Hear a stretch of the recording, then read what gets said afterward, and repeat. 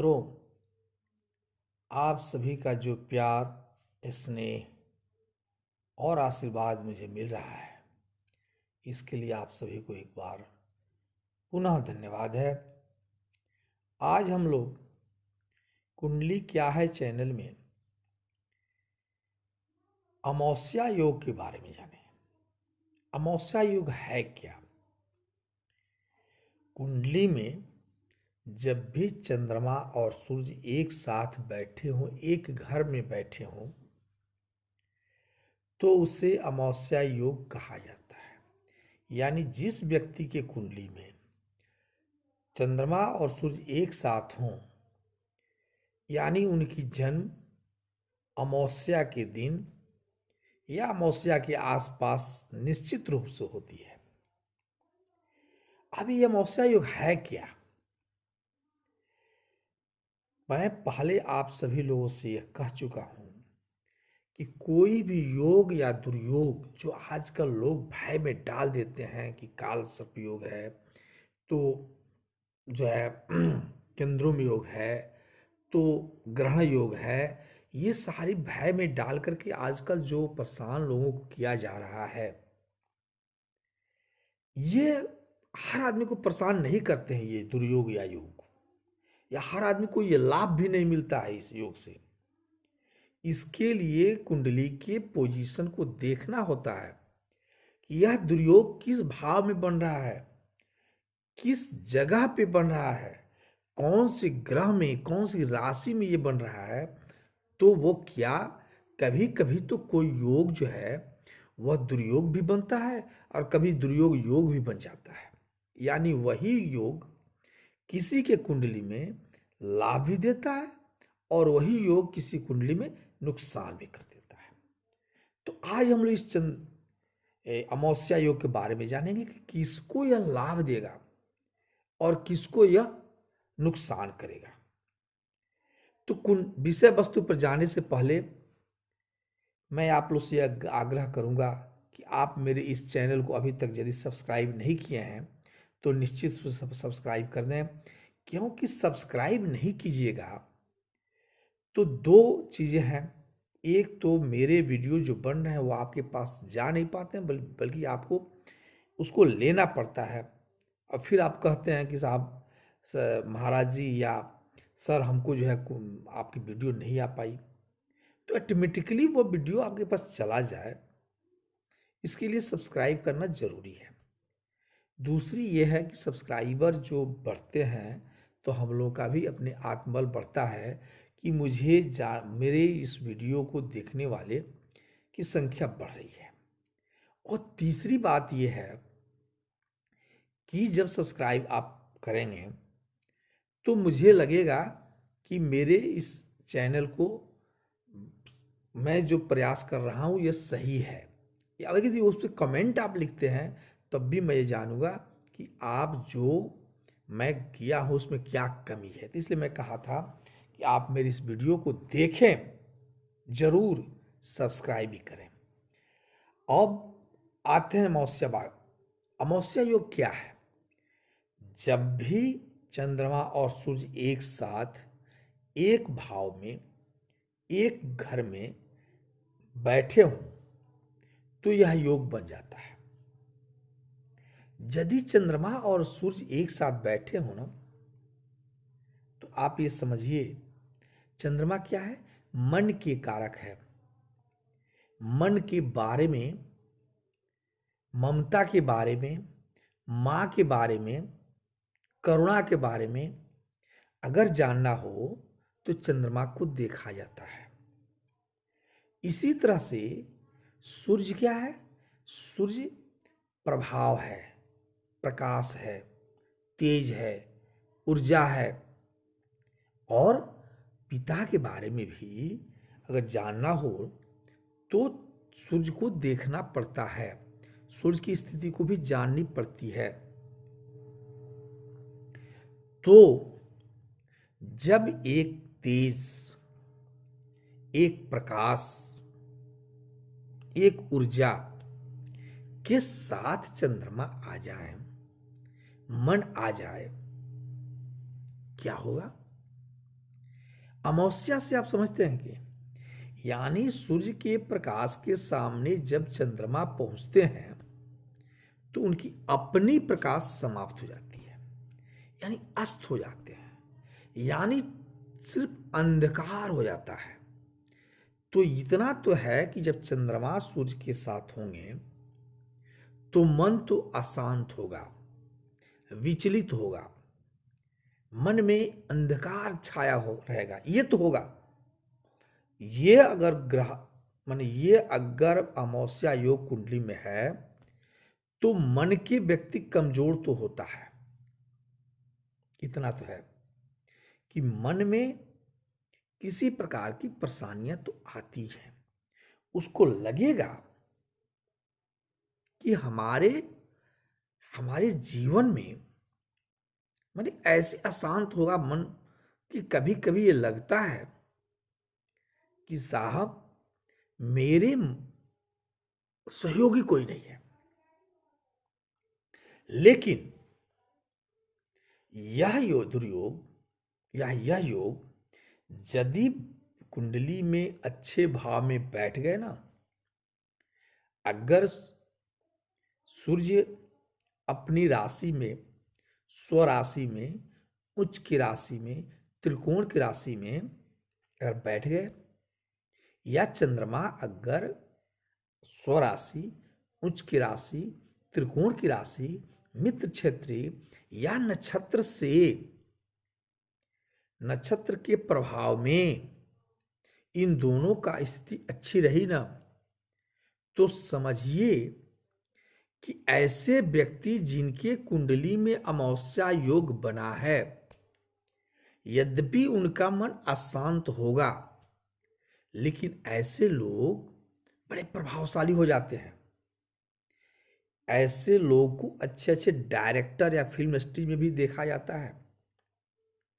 अमावस्या वाले लोग की स्थितियां बेहतरीन हो जाती हैं अगर सूर्य उस कुंडली में योग कारक हैं, सूर्य या चंद्रमा योग कारक हैं, स्वगृही हैं, त्रिकोण की राशि में है, मित्र राशि में है या उच्च की राशि में है।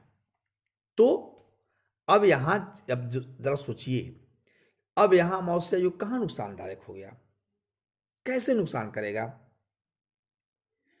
अगर कुंडली में चंद्रमा या सूर्य की स्थिति अच्छी है ना, तो फिर तो अमावस्या योग, लेकिन अगर इनकी स्थिति खराब है तब तो अमावस्या योग बड़ी ही प्रबल होता है, व्यक्ति को विचलित कर देता है, मन अशांत रहता है, हमेशा खिन्न रहेगा, किसी की बात उसको अच्छा नहीं लगेगी और अंधेरा जीवन में छाया रहे, ऐसा देखा जाता है, ऐसा प्रतीत होने लगता है।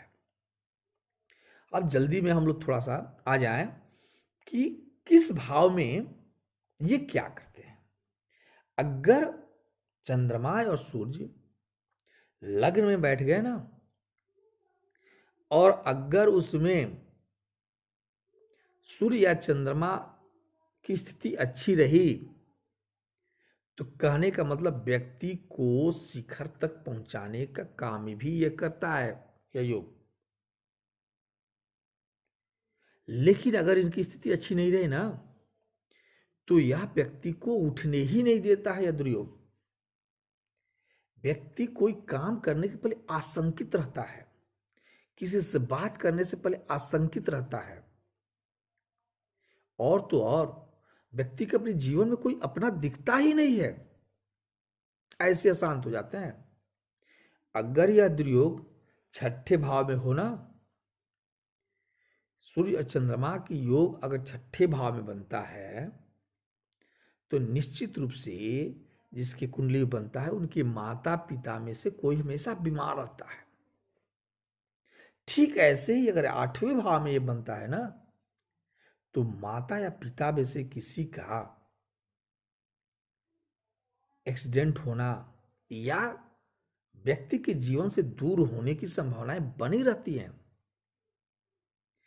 अगर यह कुंडली में 12वें भाव में बैठते हैं ना, तो ऐसे जातक के माता पिता अपने घर से दूर होकर पैतृक संपत्ति से दूर होकर के अपने जीवन को स्टार्ट करते हैं, प्रारंभ करते हैं। ऐसा देखा गया है, क्योंकि सूर्य है पिता और चंद्रमा है माता।